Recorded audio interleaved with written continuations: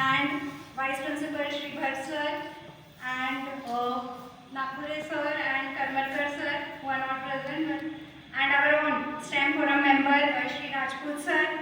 I welcome all of you and all other members. I welcome all of you with warm wishes. Hey, it's really amazing that we have entered the fourth session and the air is buzzing with ideas. And the corridors smell like experiments and excitement. Yes, you're right. It is the first episode of the fourth season. We all have experienced science in these 3 seasons. We have not just experienced, it has been an amazing form, from magnets to saving energy, and from fascinating world of carbon to the science of mathematics, formulas, and from the wonders of biology to the mysteries of chemistry, and from electrical motors to planets, stars. We have explored an amazing spectrum of knowledge. Really, it was an amazing 3 seasons. In this 3 enriching seasons, we have truly celebrated the power of science, technology, engineering, mathematics, and that is STEM. And now, we all are ready for a very enthusiastic 4th season. It is all packed with creativity, and yes, that's the real spirit. We start our session always with a song full of curiosity, that is Jo Hai Jaisa Waisa Kyun Hai. So I invite all my members of STEM Forum to dive in the ocean of curiosity with the song Jo Hai Jaisa.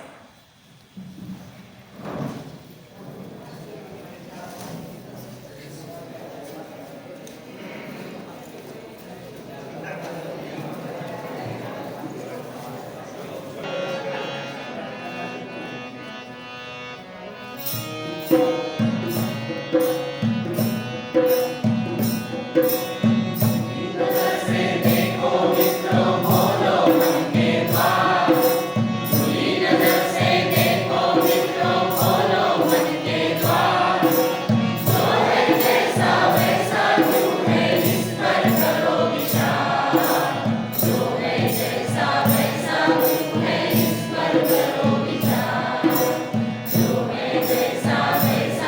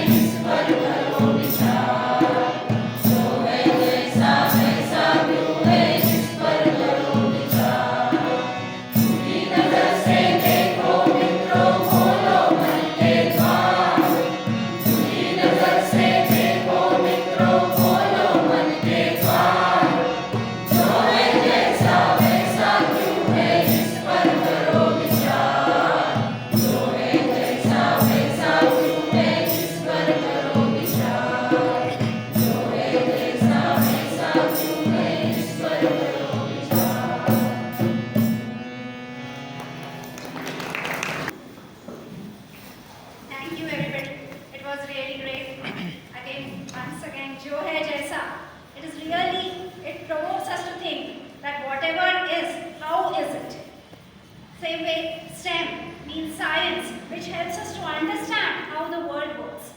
Technology helps us to use knowledge and to create solutions. Engineering helps us to design, build a new world which is more likely or which is more facilitated.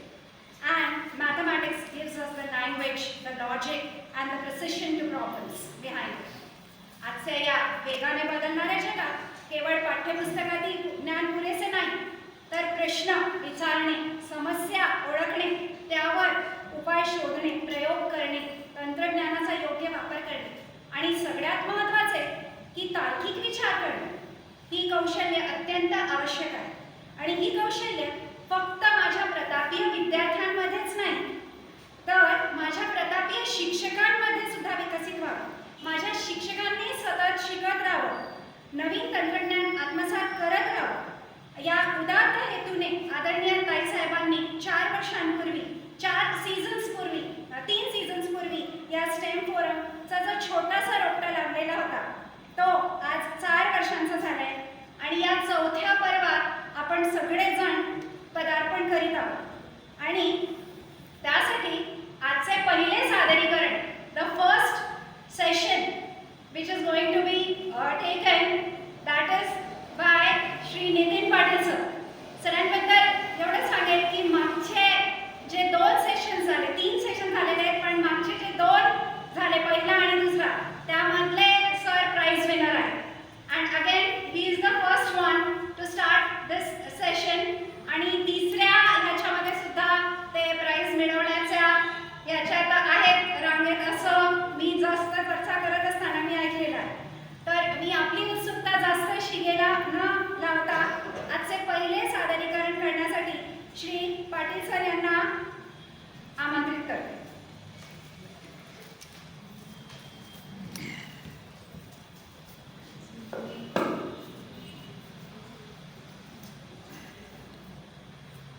आपले सर्वांचे प्रेरणास्थान आदरणीय ताईसाहेब, समस्त अधिकारीगण, ज्येष्ठ श्रेष्ठ stem फोरमचे शिक्षक बंधू भगिनी आणि माझ्या बाल विद्यार्थी मित्रमैत्रिणींनो, आज 4थं सेशन, 4थ्या पर्वाचं पहिलं पुष्प गुंफताना मला अत्यानंद होत आहे. मी असंच आपल्या यूट्यूबवर पाहत होतो की आपलं स्टेम फोरम जे 21 सप्टेंबर 2021ला ते सुरू झालेलं होतं, म्हणजे परवाच्या दिवशी त्याला पूर्ण 5 वर्ष आज झालेले आहेत. पहिलं सेशन घेतलं होतं आदरणीय प्रियंका मॅडम आणि मोनिका मॅडमांनी. पहिल्या सेशनमध्ये साइन कॉस थिटाचा असा मार पडला की त्याचा जन्म हा कलादालनमध्ये झालेला आहे. तर प्रेरणा कशी असावी, ताईंचं नेहमी तोंडात वाक्य असं, नितीन तू सुरू कर, तू करू शकशील. त्याच पद्धतीने आपल्याला स्टेम बद्दल काहीच माहिती नव्हतं. काहीच माहिती नसताना एकदा असंच मीटिंग बोलवली, सर्व सायन्सवाले या. सायन्सवाले ठीक आहे, पण के पण या, काहीतरी वेगळं आहे. तर त्यामुळे मग जेव्हा त्यांनी सुरू केलं आणि 21 सप्टेंबर 2021ला आपला हा स्टेम या ठिकाणी सुरू झालेला आहे, तो अविरतपणे यशस्वी घौडदौड या ठिकाणी करीत आहेत. आज 4थ्या पर्वाचं पहिला सेशन घेताना मला अत्यानंद होत आहे. तर आजचा माझा टॉपिक आहे टाइप्स ऑफ सर्किट. आता सर्किट म्हणजे काय, मराठीत त्याला मंडळ म्हणतात.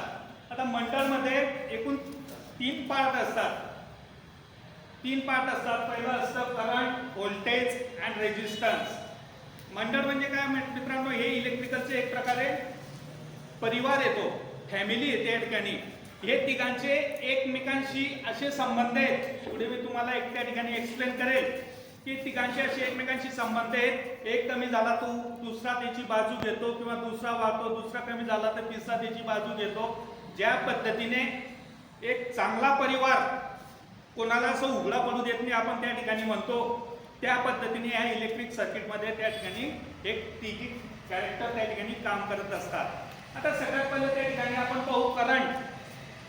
आता करंट म्हणजे काय, आता करंट म्हणजे जर आपण पाहिले तर 4 इलेक्ट्रिसिटी, करंट, इलेक्ट्रिसिटी म्हणजे काय, फ्लो ऑफ इलेक्ट्रॉन, आणि करंट म्हणजे काय, तो voltage applied and electron flow.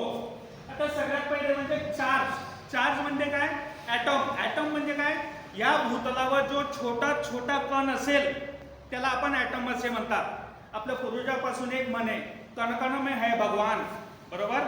तर ते भगवान दोन्ही तिन्ही कोणीच नसून ते या ठिकाणी जे पुढचे आहेत प्रोटॉन, न्यूट्रॉन आणि इलेक्ट्रॉन, कितीही सूक्ष्म कण घ्या त्या तिघांमध्ये त्याच्यामध्ये हे तीन घटक तुम्हाला सापडतील, म्हणजे सापडतील.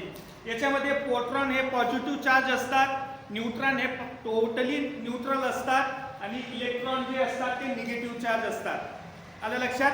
आता हे जे काही इलेक्ट्रॉन्स असतात ना, आता जर तुम्ही ऑक्सिजनचा, आता हा ऑक्सिजनचा एक ॲटॉम आहे, तर याच्यामध्ये सुद्धा इलेक्ट्रॉन्स, त्या थ्री इलेक्ट्रॉन्स त्या ठिकाणी असतात. प्रोटॉन, न्यूट्रॉन तर असतात, पण ते ऑक्सिजन आपण जी हवा घेतोय त्या हवेच्या कणांमध्ये सुद्धा इलेक्ट्रॉन्स असतात. त्याच प्रकारे पुढचं असतं मेटल. मेटलमध्ये आता या ठिकाणी आपण जे घेतलंय कॉपरचं मेटल. कॉपर हे शुद्ध का म्हटलं जातं, कारण याच्यामध्ये भरपूर प्रमाणात 3 इलेक्ट्रॉन्स त्या ठिकाणी आपल्याला अवेलेबल असतात. आता ह्या इलेक्ट्रॉनचं कार्य काय असतं, ते इलेक्ट्रॉनला जर व्होल्टेज अप्लाय केला आपण, हे काही जे इलेक्ट्रॉन्स असतात ते फ्री फिरत असतात. ते आपल्या आपल्या मंडळाभोवती, ते प्रोटॉन आणि न्यूट्रॉनच्या भोवती ते फ्री फिरत असतात. यांना चार्ज करणारा, आपण म्हणजे थोडक्यात आपल्या भाषेत म्हणायचं झालं तर यांना मार्ग दाखवणारा कोणीतरी पाहिजे असतो. आलं लक्षात. मग एकदा का हे चार्ज झाले तर ते इलेक्ट्रॉन्स त्या ठिकाणाहून फ्लो व्हायला लागतात किंवा चार्ज करत जात असतात. आलं लक्षात. आता चार्ज करत जात असतात म्हणजे काय, ऍक्च्युअली त्या ठिकाणी आपण अजून पाहू शकत नाही की उदाहरणार्थ आता आपण जेव्हा हे गाणं म्हणत होतो, एका लाईनीत आपण उभे राहतो. आलं लक्षात. किंवा बसल्या बसल्या कोणी नुसत्या अशी खून केली की आपण लगेच चार्ज होऊन जातात. काय झालं. आलं लक्षात. इकडे तिकडे पाहायला लागतं. मग त्याच पद्धतीने यांना चार्ज करणारा कोणीतरी पाहिजे, म्हणून त्या ठिकाणी व्होल्टेजचा वापर त्या ठिकाणी हा केलेला असतो. आता हे इलेक्ट्रॉन्स या पद्धतीने असतात. आता 1 एम्पियर म्हणजे काय, आता करंटचं जे असतात, करंटचं एकक हे एम्पियर आहे. आलं लक्षात. 1 एम्पियर म्हणजे 1 कुलॉम ऑफ चार्ज. आता एक जो काही इलेक्ट्रॉन्स तुम्ही पाहिले, तो एक इलेक्ट्रॉन किती चार्ज असतो, तर तो 1.602 इंटू 10⁻⁹ कुलॉम या पद्धतीने तो असतो. म्हणजे जनरली अप्रॉक्सिमेटली जर पाहिलं तर एवढे इलेक्ट्रॉन एका सेकंदात जेव्हा पास होतील तेव्हा 1 एम्पियर करंट त्या ठिकाणी गणलं जातं. आलं लक्षात. एवढे इलेक्ट्रॉन जेव्हा एका सेकंदात पास होतात तेव्हा 1 एम्पियर करंट हे आपण त्या ठिकाणी गणत असतो. आणि जनरली आपल्या घरात 5 ते 6 एम्पियर करंट हे असतं. आलं लक्षात. म्हणजे किती इलेक्ट्रॉन्स त्यावेळेस एका सेकंदात फ्लो होत असतील. ज्या वेळेस आपण हीटर, गिझर या ठिकाणी हेवी मशिनरी त्या ठिकाणी वापरत असतो त्यावेळेस जास्त प्रमाणात ते इलेक्ट्रॉन्स त्या ठिकाणी हे फ्लो होत असतात. तर एवढे इलेक्ट्रॉन्स फ्लो होत असताना ती संख्या आपल्याकडनं वाचली पण जात नाही. एवढे इलेक्ट्रॉन्स एका सेकंदामधून त्या ठिकाणाहून पास होत असतात. तर हे इलेक्ट्रॉन्स म्हणजे काय असतात, हे निगेटिव्ह चार्ज असतात. निगेटिव्ह चार्ज असल्यामुळे काय असतात, ते फ्री असल्यामुळे त्यांना जे एकदा का डायरेक्शन मिळाली त्या डायरेक्शनने ते इलेक्ट्रॉन्स त्या ठिकाणाहून फ्लो होत असतात. आलं लक्षात. आता हे झालं आपलं करंटच्या बाबतीत. आता व्होल्टेज, पुढचा जो घटक होता व्होल्टेज. व्होल्टेज म्हणजे काय, व्होल्टेजला काय म्हणतात, ईएमएफ असे म्हणतात, इलेक्ट्रोमोटिव्ह फोर्स. आणि दुसरं एक पीडी म्हणजे पोटेन्शियल डिफरन्स. आता इलेक्ट्रोमोटिव्ह फोर्स म्हणजे काय मित्रांनो, व्होल्टेज म्हणजे काय. आता सर पुढचं हे त्याची 2 नाव आहेत. आता ते व्होल्टेज कसं जनरेट होतं हे तुम्ही तुमच्या सिलेबसला असेलच. आलं लक्षात. जनरली जर आपण पाहिलं दीपनगरला काय तयार होते मित्रांनो, वीज तयार होते. पण जनरली आता आपण मगाशी पाहिलं ही जी काही कॉपरची तार आहे, कॉपरची वायर आहे, याच्यामध्ये असंख्य असे इलेक्ट्रॉन्स आहेत. आलं लक्षात. असंख्य असे इलेक्ट्रॉन्स आहेत. जेव्हा स्टेमचा फायदा काय असतो, जेव्हा असं आपण डीप मध्ये घुसत असतो तेव्हा आपल्याला समजत जातं. जनरली आपण म्हणतो दीपनगरला वीज तयार होते. आलं लक्षात. पण वीज कशी काय तयार होते, आता उदाहरण सांगायचं झालं तुम्हाला, आता 3 जुलै 31 जुलैला भरपूर प्रमाणात महाराष्ट्रात पाऊस झाला. पाऊस, आकाशातनं पाऊस पडतो तेव्हा ते पाणी एकदम स्वच्छ, निर्मळ, थंडगार पाणी असतं. आलं लक्षात. आपण प्रत्येक जण त्या ठिकाणी भिजलो असाल, म्हणजे आपण भिजला असाल तर डायरेक्ट जनरली असं आपण हात करून देतो, तोंड वरती करून जीभ बाहेर काढतो, म्हणजे ते पाणी आपण झेलत असतो. म्हणजे टोटली सरेंडर आपण त्या पाण्याला होऊन जातो. बरोबर आहे. एवढं स्वच्छ पाणी त्या ठिकाणी पडत असतं. परंतु आता तुम्ही रील पाहिले असतील एक ऑगस्ट 2 ऑगस्टला महापूर आले, कुठे पूर आले, पण पूरमध्ये मध्ये पाणी कसं असतं? गढूळ पाणी असतं, तिच्यातनं काडी येतात, कचरा येतात, प्लास्टिकच्या पिशव्या येतात. मग हे आकाशातनं पडलेत का त्या ठिकाणी? नाही पडलेत. तर ते फक्त आपले हे जे काही असतात वरून आकाशातनं तर फक्त आपलं स्वच्छ पाणी पडलं होतं. हा काडी कचरा जो असतो तो नद्यांमध्ये जे काही असेल, नदीच्या पात्रात जे ठिकाणी असेल त्या ठिकाणी ते काडी कचरा त्या ठिकाणी वाहत असतं. त्याच पद्धतीने दीपनगरला जे काही तयार होतं तर दीपनगरला फक्त आणि फक्त व्होल्टेज तयार होतं. आलं लक्षात? आणि ते व्होल्टेज तिथून जे फ्लो झालं, उदाहरणार्थ तुम्ही जे वाईन पाहिले असेल, जे मोठमोठे पाते असतात तिच्यामध्ये जर खाली प्रत्येकाला ट्रान्सफॉर्मर ठेवलेला असतो. मी तुम्हाला शिकवताना शिकवलंय, वीज जनरेट झाल्यानंतर त्या ठिकाणी कमी प्रमाणात वीज निर्माण होते. आलं लक्षात? मग तिला स्टेपअप करून स्टेपअप ट्रान्सफॉर्मर म्हणून, स्टेपअप ट्रान्सफॉर्मर काय काम करतो? कमी दाबाचं जास्त दाबात रूपांतर करतो. म्हणजे काय करतोय तो? कमी व्होल्टेजचं जास्त व्होल्टेजमध्ये रूपांतर करतोय. इथं करंटचा रेजिस्टन्सचा काही संबंध येतोय का? म्हणजे त्या ठिकाणी फक्त व्होल्टेज आणि व्होल्टेजच तयार होतं आणि व्होल्टेज तिथून फ्लो झाल्यानंतर म्हणजे व्होल्टेज एकदा बाहेर आल्यानंतर ते हे इलेक्ट्रॉन्स त्या ठिकाणी चार्ज करत करत करत करत ते येत असतात. मग तेव्हा तो इलेक्ट्रॉनचा आपण त्याला काय म्हणतो? इलेक्ट्रॉनचं फ्लो त्या ठिकाणी म्हणतो. त्यालाच आपण काय म्हणतो? करंट असे म्हणतो. आता जनरली या ठिकाणी पाहिले, हे पहा आपलं जनरेटर आहे. हे जनरेटर म्हणा किंवा अल्टरनेटर म्हणा. या जनरेटर मध्ये हे काय असतात? पोलशू असतात. आपले जे स्टेटर असतं, स्टेटरला हे वाइंडिंग करून ठेवलेले असतात आणि त्याच्यामध्ये ही वाइंडिंग आपण त्या ठिकाणी ठेवलेली आहे. आलं लक्षात?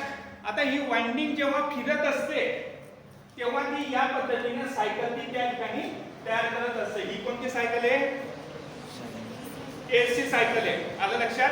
म्हणजे त्या ठिकाणी ते हे अल्टरनेटर आहे. अल्टरनेटर हा एसी सप्लाय निर्माण करतो आणि जनरेटर हा टीसी सप्लाय त्या ठिकाणी निर्माण करतो. आता मग हे सायकल तयार कशी होते? आता जनरली तुम्ही पाहताय, तुमच्या सर्वांच्या नजरा या टीव्हीकडे. आलं लक्षात? ज्या वेळेस ही म्हणजे ही जी कॉईल फिरत असते, आता या पद्धतीने जर मी हे धरलं या पद्धतीने, जेव्हा मी ही या पद्धतीने करत आहे तुमच्या आणि ते टीव्ही मध्ये ही वही काय करते? डिस्टर्ब करते. म्हणजे जास्त या कंडिशनला काय म्हणतात? या ठिकाणी नोटबुक या ठिकाणी उभी केलेली आहे. या कंडिशनला जास्तीत जास्त चुंबकीय रेषा ह्या कापल्या जातात आणि जास्तीत जास्त चुंबकीय रेषा कापल्या गेल्यामुळे या ठिकाणी हा पीक पॉइंट या ठिकाणी येत असतो. आलं लक्षात? म्हणजे या सुरुवातीला कंडिशनला जेव्हा हा कॉईल या कंडिशनला होती, म्हणजे नोटबुक आपली या कंडिशनला आहे. जशी ती फिरत गेली, आलं लक्षात, तसं हा कर्व त्या ठिकाणी वरती उतरत जातो. म्हणजे एसी सप्लाय त्या ठिकाणी जेव्हा पूर्ण ती 90 डिग्री मध्ये येते, आलं लक्षात, या ठिकाणी ती जास्तीत जास्त चुंबकीय रेषा कापते. आता तुम्हाला सुद्धा टीव्ही पाहायला जास्तीत जास्त त्रास या कंडिशनला होतोय.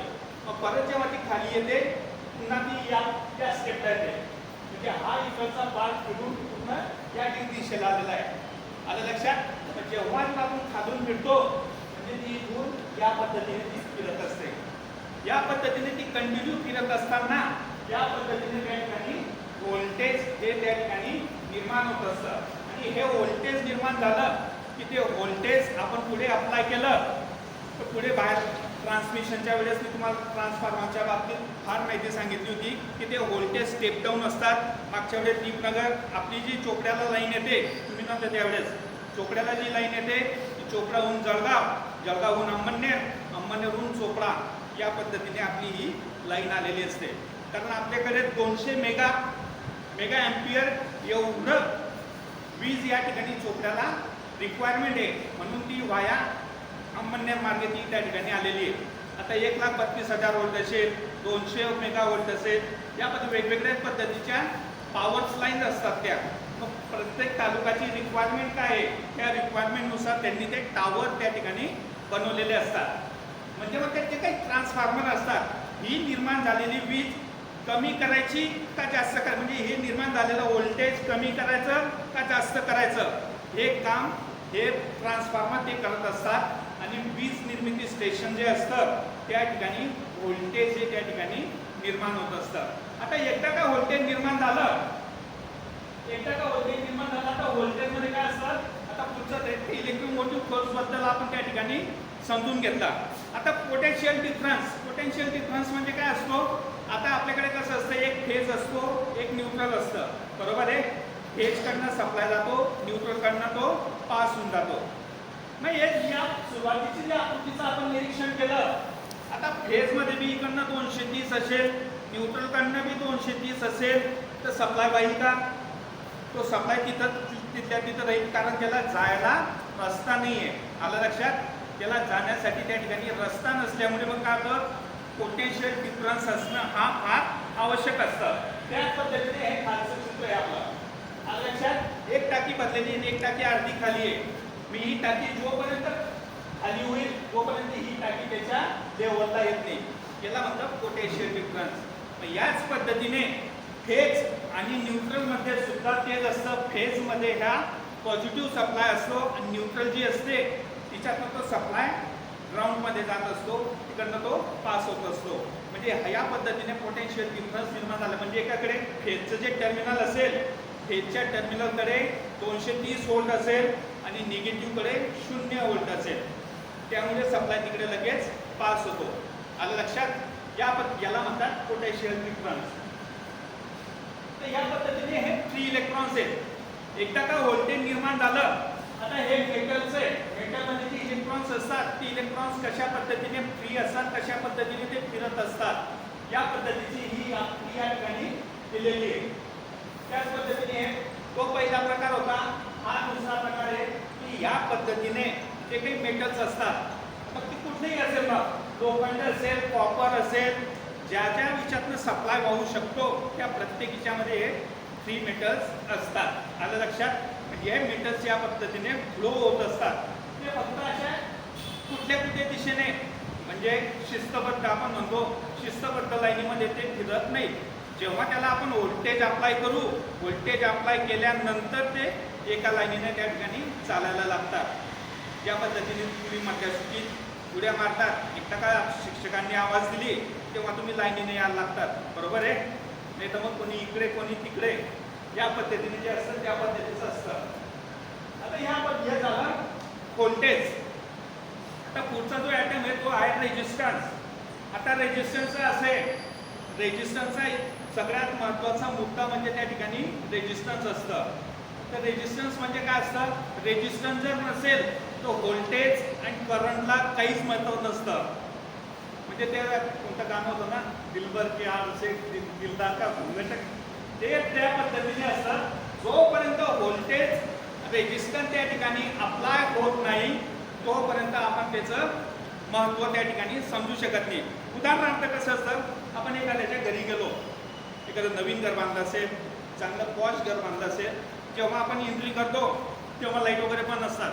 आपण सोफ्यावर बसल्यानंतर जेव्हा घरमालक ते लाईट सुरू करतो, ते वेगवेगळ्या पद्धतीची लाईटिंग, LED पट्टी त्या ठिकाणी लावलेली असते. साहजिकच आपल्या तोंडाने वाव असं म्हणतो. म्हणजे आपण जेव्हा बसलेलो होतो तेव्हा ते आपण ते स्विच आणि ते, आता तर अंडरग्राऊंड फिटिंग आहे त्यामुळे वायर पाईप वगैरे काही दिसत नाही, परंतु जेव्हा हे काही रेजिस्टन्स असतात, आता हे पंखे असतील, हे लाईट असतील, हे लाईट आणि पंखे लागल्याशिवाय ते आपल्याला विजेचं महत्त्व किंवा व्होल्टेज आणि करंटचं महत्त्व त्या ठिकाणी आपल्याला समजत नसतं. म्हणून मानव जातीने, आपल्या पूर्वजांनी म्हणा किंवा मानव जातीने रेजिस्टन्सचा एवढा सुंदर प्रकारे उपयोग आपल्या स्वतःसाठी करून घेतलेला आहे. तर त्यामुळे आपण आपलं जीवन, आपली शैली त्या ठिकाणी ही पूर्णपणे बदलून गेलेली आहे. आता तिच्यातले थोडेफार मी घेतलेले आहेत. रेजिस्टन्सचे भरपूर आहेत, भरपूर प्रकारचे आहेत, पण थोडक्यात आपण त्या ठिकाणी घेतले. पहिलं म्हणजे नायट्रोम, निकेल प्लस क्रोमियम. नायट्रोमचा उपयोग कशासाठी होतो, नायट्रोम मधून आपण कॉईल बनवू शकतो.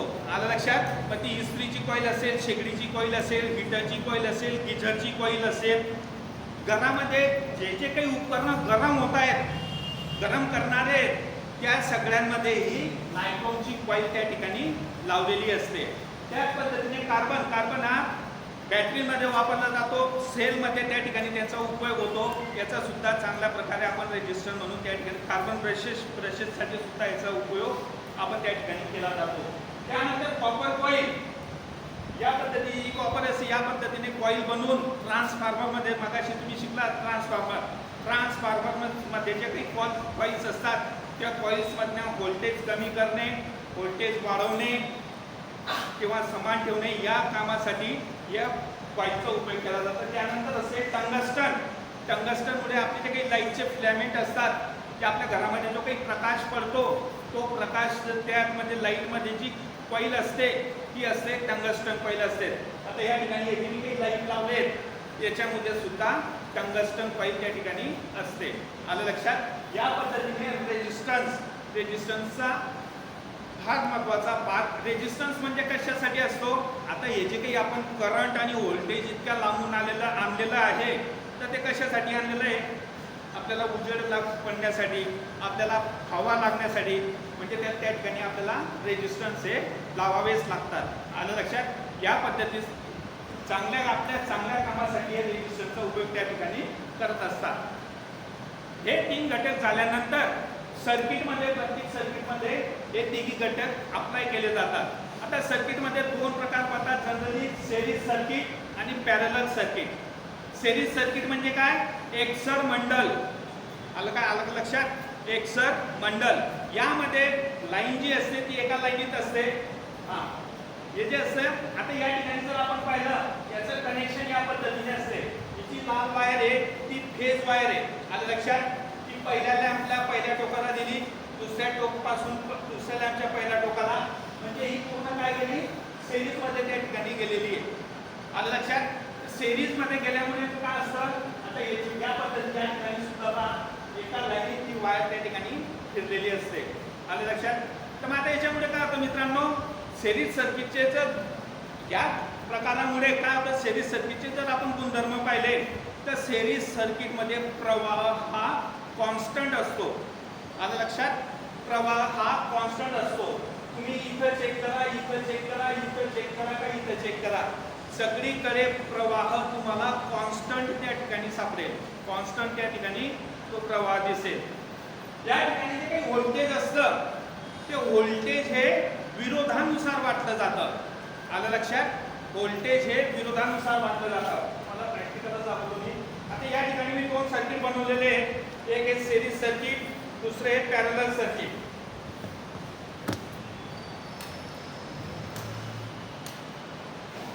आता एकीकडे येते सिरीज सर्किट आहे. आता मगाशी चुकीचं पॅरलल सर्किटचं बटन दाबलं गेलं, सांगत होतो. आता उचका तुम्ही, इथं पुढे बसा म्हटलं तर मुलींपेक्षा जास्त घाबरतात.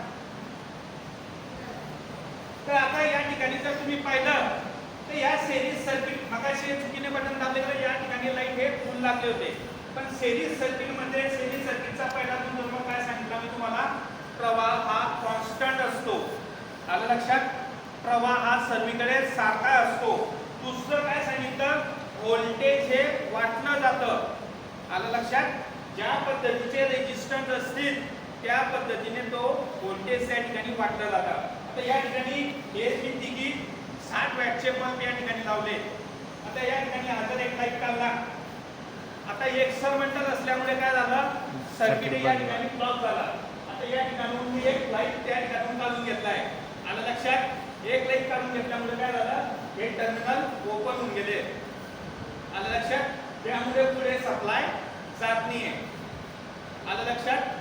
तर त्या ठिकाणी आता हा 60 वॅटचा होता, या ठिकाणी जर मी 200 वॅटचा लावला तर तो काहीच रिप्लाय देणार नाही. कारण का? की त्याला व्होल्टेज फारच कमी पडते. आलं लक्षात? जे काही व्होल्टेज वाटायचं का आपल्याकडे जनरली 230 व्होल्ट असतं, हा 200 वॅटचा लाईट आहे, त्याला जेवढं व्होल्टेज पाहिजे तेवढं व्होल्टेज त्याला त्या ठिकाणी भेटत नाहीये. आलं लक्षात? आणि कंटिन्युटी झाल्यामुळे काय झालं? पुन्हा ते लाईट त्या ठिकाणी चालू होऊन गेले. म्हणजे या ठिकाणी व्होल्टेज हे वाटलं जातं. आणि ते कशा पद्धतीने वाटलं जातं? विरोधाप्रमाणे वाटतं. विरोधाची व्हॅल्यू काय असेल, विरोध हा किती किमतीचा असेल त्या पद्धतीने व्होल्टेज हे त्या ठिकाणी हे वाटलं जातं. आलं लक्षात? आणि तिसरं असं या ठिकाणी जो रेजिस्टन्स असतो, टोटल रेजिस्टन्स,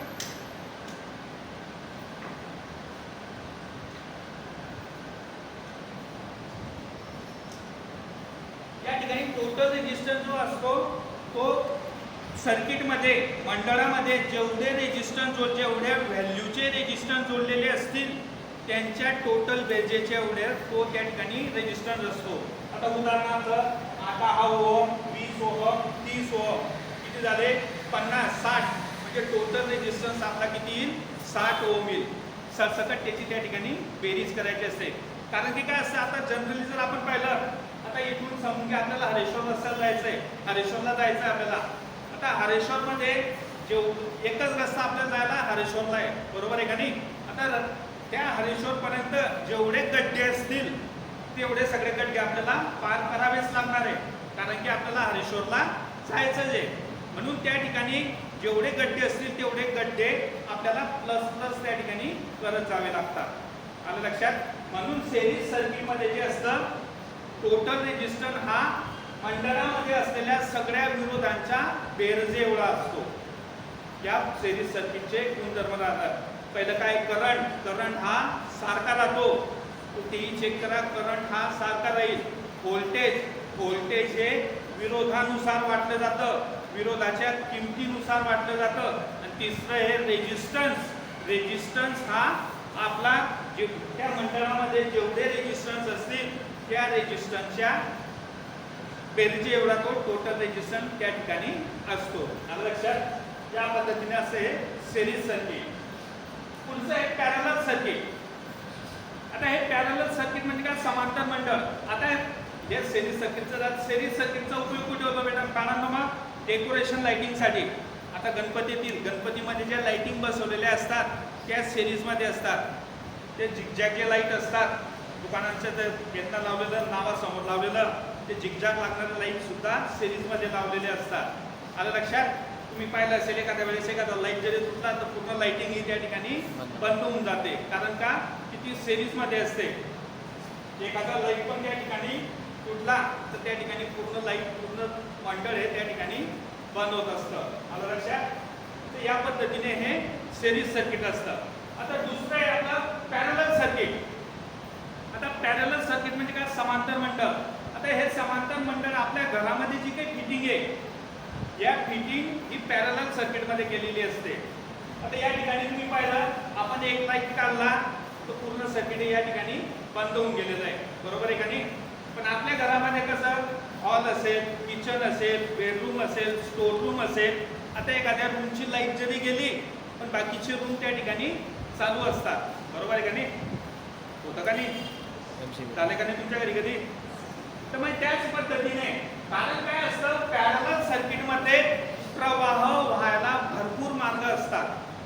सिरीज सर्किटमध्ये प्रवाह वाहण्यास फक्त एकच मार्ग होता. पॅरलल सर्किटमध्ये प्रवाह वाहण्यास भरपूर मार्ग असतात. त्यामुळे त्या ठिकाणी लाईट ही बंद पडत नाही. दुसरी गोष्ट या ठिकाणी व्होल्टेज जे आहे ते कॉन्स्टंट असतं. आलं लक्षात. व्होल्टेज हे सारखं असतं. सिरीज सर्किटमध्ये प्रवाह हा कॉन्स्टंट होता. पॅरलल सर्किटमध्ये व्होल्टेज हे कॉन्स्टंट आहे.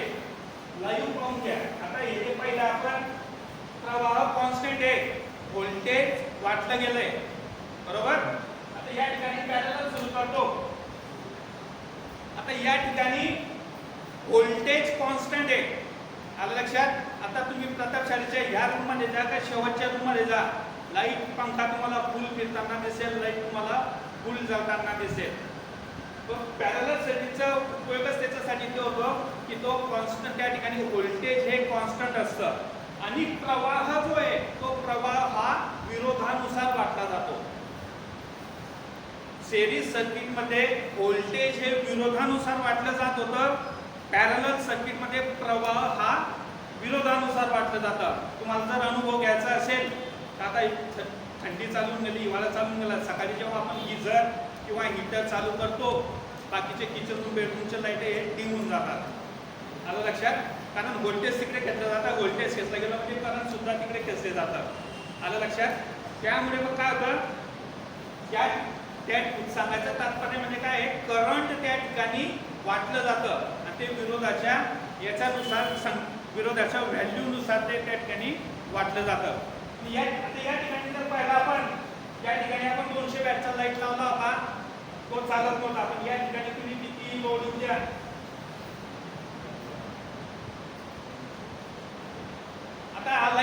घेतलाय तरी सर्किट हे चालू आहे.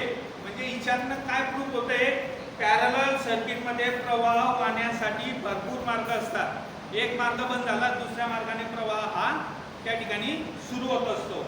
आता या ठिकाणी तिघी 200 वॅटचं लाईट लावतोय, तिघीच्या तिघी फुल स्पीडने फुल प्रकाश त्या ठिकाणी ते देते. आलं लक्षात? म्हणजे याचा अर्थ व्होल्टेज हे कॉन्स्टंट असतं, सगळीकडे व्होल्टेज हे सारखं असतं. व्होल्टेज सारखं का असतं? या आकृतीकडे तुम्ही बारकाईने लक्ष द्या. ओय यज्ञेश, इकडे लक्ष द्या. आता या ठिकाणी हे 3 लाईट लावलेले आहेत. आलं लक्षात? प्रत्येक लाईटला फेज आणि न्यूट्रल स्पेशल त्या ठिकाणी दिलेली आहे. म्हणजे प्रत्येक लाईटला फेज आणि न्यूट्रल भेटते. फेज न्यूट्रल भेटते म्हणजे फेज आणि न्यूट्रल भेटल्यामुळे काय होतंय, मग त्या ठिकाणी पूर्ण 230 व्होल्ट सप्लाय प्रत्येक उपकरणाला या ठिकाणी लाईट लावले. म्हणून त्या सगळ्यांना सांगतो, म्हणजे आपल्या घरात जर असेल, हीटर असेल, गीझर असेल, मिक्सर असेल, पंखा असेल, या लाईट असतील, प्रत्येक उपकरणाला 230 व्होल्ट सप्लाय हा सेपरेट त्या ठिकाणी भेटत असतो. म्हणून एवढे फुल प्रकाश ते आपल्याला देत असतात. तिसरं जे असतं रेजिस्टन्स. सिरीज सर्किट मध्ये काय असतं, सिरीज सर्किट मध्ये रेजिस्टन्स हा जास्तीत जास्त म्हणजे त्याची बेरीज त्या ठिकाणी होत असते. पण पॅरलल सर्किट मध्ये जेवढेही रेजिस्टन्स जोडलेले असतील, त्या रेजिस्टन्स मध्ये जो कमीत कमी रेजिस्टन्स असेल त्याच्यापेक्षाही टोटल रेजिस्टन्स हा कमी येतो. तुम्हाला कॅल्क्युलेशन आहेत ना, सायन्सला आहे का मॅथला आहे? सायन्सला आहे. तर तुम्हाला एक कॅल्क्युलेशन आहे. पॅरलल सर्किटचं उदाहरण सोडवताना टोटल आता समजा या सर्किटमध्ये 5 वॅटचा किंवा 5 ओहमचा लाईट असेल, तर तुमचं उत्तर टोटल रेजिस्टन्स हा 5 ओहम पेक्षा खाली आलाच पाहिजे. येत नसेल तर तुमचं उदाहरण तिथं चुकलं हे समजून जायचं. तो 2, 3, 4, 1 जे असेल ते उत्तर तुमचं त्या ठिकाणी आलंच पाहिजे. ट्राय करून पहा वाटल्यास घरी. टोटल रेजिस्टन्स हा त्या ठिकाणी कमीच येतो. आलं लक्षात? या पद्धतीने पॅरलल सर्किट, आता पॅरलल सर्किट तुम्ही पाहिलं. सिरीज सर्किट मध्ये का हा फेज, आलं लक्षात? फेज मधून ही ऑफ वायर नंतर ही त्या ठिकाणी काय भेटली आहे, न्यूट्रल भेटलेली आहे. आलं लक्षात? या ठिकाणी न्यूट्रल भेटली. ऑफ वायर कोणाला म्हणतात मित्रांनो? आता उदाहरण आपल्या घराची फिटिंग आपण पाहू. आपलं मीटर पर्यंत एमएससीबी सप्लाय सोडून चालले जाते. आलं लक्षात? पण आपण एमएससीबी पासून मीटर पासून बोर्डामध्ये सप्लाय आणतो. बोर्डामध्ये स्विच हे एका लाईनीत आपण लावलेले असतात, बरोबर आहे?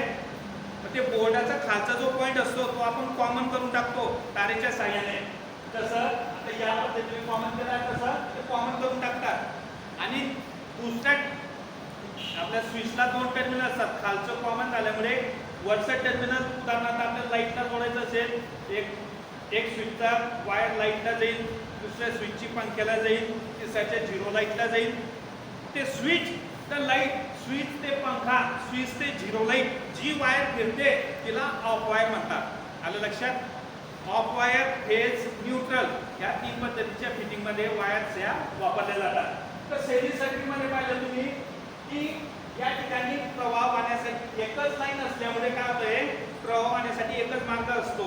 त्यामुळे काय होतं, या ठिकाणी व्होल्टेज जे असतं ते सर्व डिस्ट्रीब्यूट त्या ठिकाणी होऊन जात असतं पॅरलल.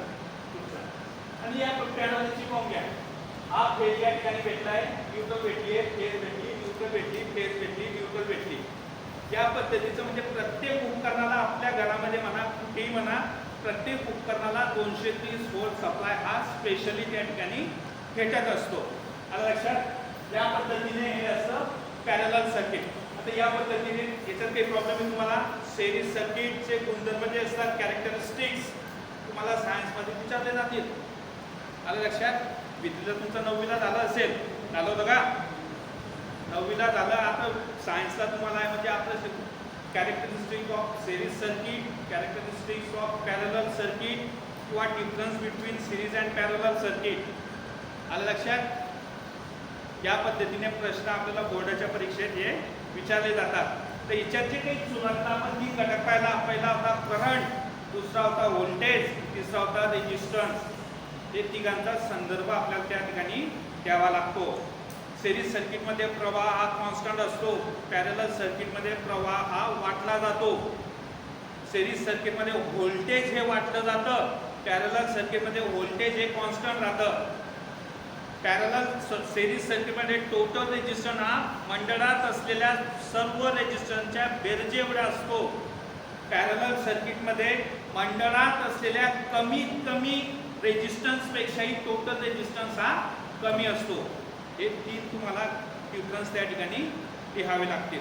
आलं लक्षात? या पद्धतीने सिरीज आणि पॅरलल असतात. आता हे सिरीज आणि पॅरलल जे काही आहे ते कशावर चालतं मित्रांनो?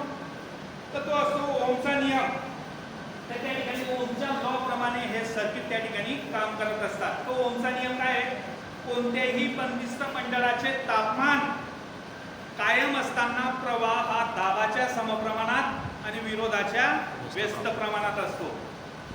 आता फॉर एक्झाम्पल जर तुम्हाला द्यायला सांगितलं, सपोज आपण सर्वांनी या ठिकाणी समजून घ्या की ही जी काही आपला हॉल आहे, रूम ही ग्राउंड प्लेसला आहे.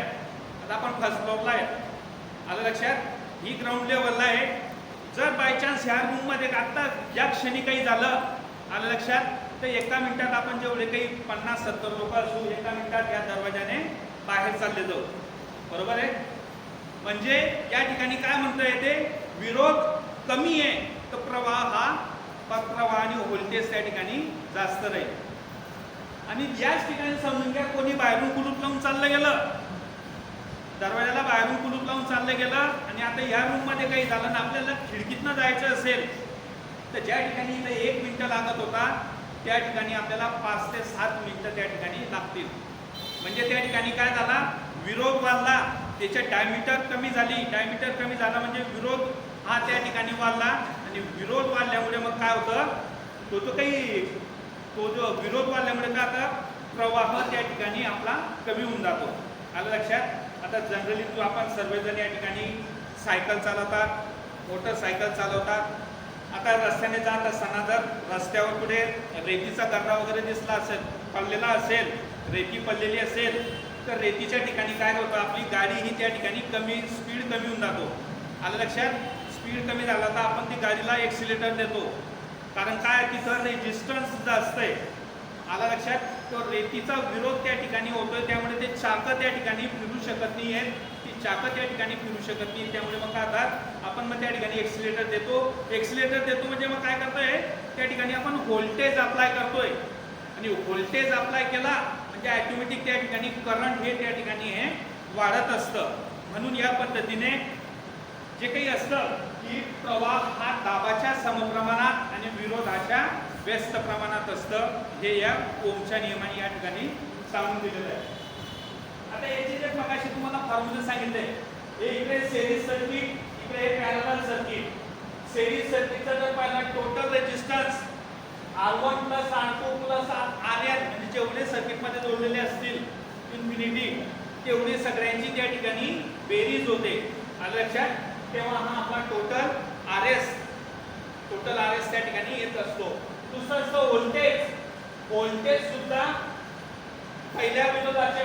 पहिल्या लाईटच्या भोवती किती व्होल्टेज वाटलं गेलं, दुसऱ्या लाईटच्या भोवती किती व्होल्टेज वाटलं गेलं, तिसऱ्या लाईटच्या भोवती किती व्होल्टेज वाटलं गेलं, हे तिघा लाईटचं बेरीज त्या ठिकाणी केली तेव्हा आपल्याला टोटल व्होल्टेज त्या ठिकाणी मिळत असतं. त्यानंतर असतं हे करंट. करंट हा जनरली सगळे सारखा असतो. आलं लक्षात? या पद्धतीने फॉर्म्युला तर V1 या ठिकाणी मगाशी सांगितलं पहिल्या इच्छा किती वाटले गेले, तिसऱ्याच्या पॅरलल याच्यामध्ये जर पाहिलं आपला पॅरलल मध्ये जर आपण फॉर्म्युले पाहिले 1/RT ते टोटल रेजिस्टन्स याची जर आपण बेरीज केली या सूत्रानुसार जर तुम्ही आपला टोटल रेजिस्टन्स काढण्याचा प्रयत्न केला तर त्या मगाशी जे सांगितलं मंडळामध्ये असलेल्या कमीत कमी विरोधापेक्षाही आपला टोटल विरोध हा त्या ठिकाणी कमी येत असतो. या ठिकाणी फक्त आपल्याला त्या रेजिस्टन्स किती, आता मी जर सांगितलं उदाहरणार्थ 10, 20, 30 हे असे जर व्हॅल्यू टाकल्या तर कमीत कमी 10 आपण 10 ओमचा रेजिस्टन्स त्या ठिकाणी लावलेला होता. त्याच्या 10 पेक्षा उत्तर आपलं हे त्या ठिकाणी कमी झालं पाहिजे. त्या ठिकाणी व्होल्टेज पहा, पॅरलल सर्किटमध्ये व्होल्टेज हे सगळीकडे सारखं असतं. आलं लक्षात? VT is equal to V1 is equal to V3 is equal to V2 is equal to V3. ते V1 V2 V3 च्या ठिकाणी टोटल व्होल्टेज हे सारखंच आहे. आलं लक्षात? करंट तुम्हाला सांगितलं पॅरलल सर्किटमध्ये करंट हे विभागलं जातं, वाटलं जातं. आलं लक्षात? त्यानुसार या फॉर्म्युल्यानुसार जर आपण काढलं तर या फॉर्म्युल्यानुसार आपण हे उदाहरण जर सोडवले तर आपण रेजिस्टन्स, व्होल्टेज आणि करंट यांच्या व्हॅल्यू आपण त्या ठिकाणी काढू शकतो. या पद्धतीने सिरीज पॅरललचं या ठिकाणी तुम्हाला दिलेलं आहे. तर मित्रांनो, तुम्ही माझं सेशन शांतपणे ऐकून घेतलं त्याबद्दल मी तुमचा आभारी आहे.